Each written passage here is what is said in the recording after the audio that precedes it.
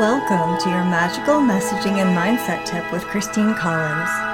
Hey there, this is Christine Collins, and I wanted to give you a few tips today if you are planning, intending, or creating goals for yourself at any point in time. And a goal can look like a lot of different things. A goal can be a specific outcome that you're wanting in your business or in your life.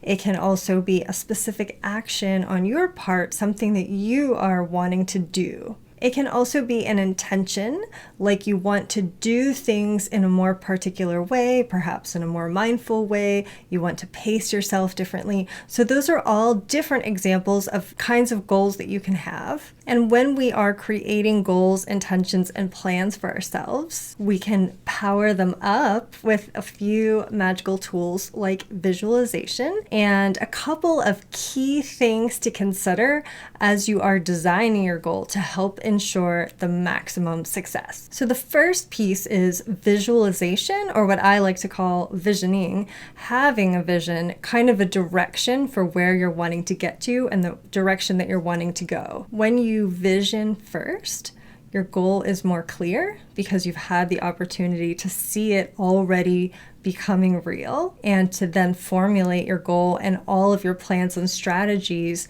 in a more clear and specific way. So there are several ways to visualize. I'm not going to cover them comprehensively here, but just to give you some ideas to play with, one form of visualization is called reverse Imagineering. This is an NLP process that allows you to kind of fast forward into the future, into that time and space where you see that goal coming into full fruition.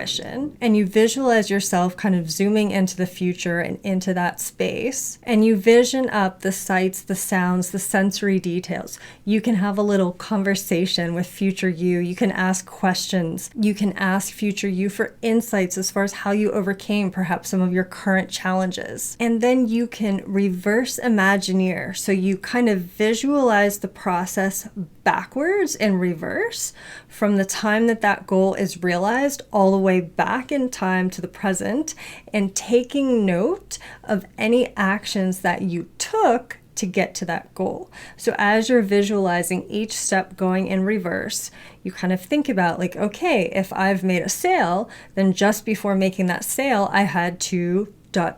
share a link, create a sales page, write some promo copy, have a conversation.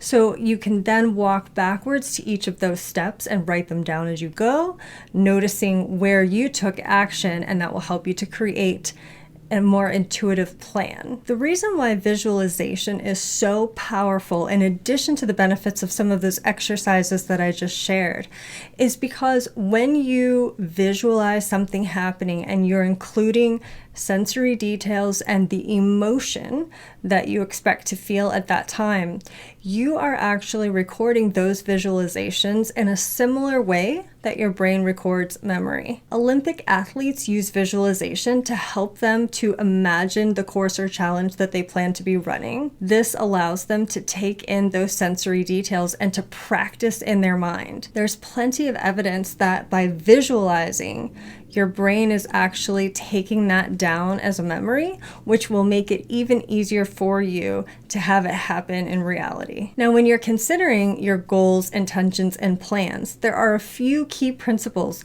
that can help to kind of magic boost it up and help ensure that it will happen. I think of this as the 3 P's of goal setting. The first one is to state your goal in the positive, meaning that you're stating it in the affirmative as something that you want to have happen. And the reason for this is because our subconscious is very desire-based or toward motivated, meaning that it's very easy for us to envision something coming into our experience. It's more challenging to envision the absence of something in our experience.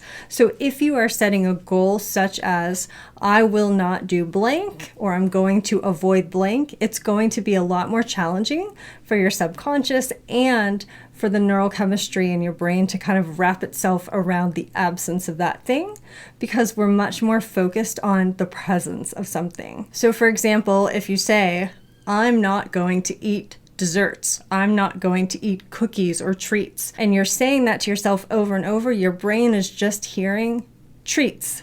cookies, desserts. It's much easier if you can craft your goal around a positive, something that you'd like to add or do or become. The second P is stating it in the present. So instead of saying it in the future as if it's going to happen, like I will achieve X, you're saying I am. And when you do that, you are creating something that your subconscious can understand as happening now versus always in the future, which means never arriving into the now. And the final P is to state it in your power or in an empowering way.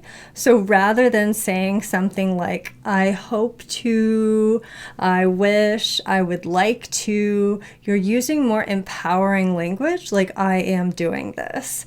This is what is happening. That sends a message to yourself and to the universe that you are determined and that you feel strongly about this goal or intention that you desire. So as you are thinking through your goals, plans, desires, and intentions, I wish you the very best, and I hope that this has helped you to get off to the right start. And until we connect again, lovely, I wish you the most magical and creative rest of your day. Thanks for listening. This is Christine Collins at transformcreate.com.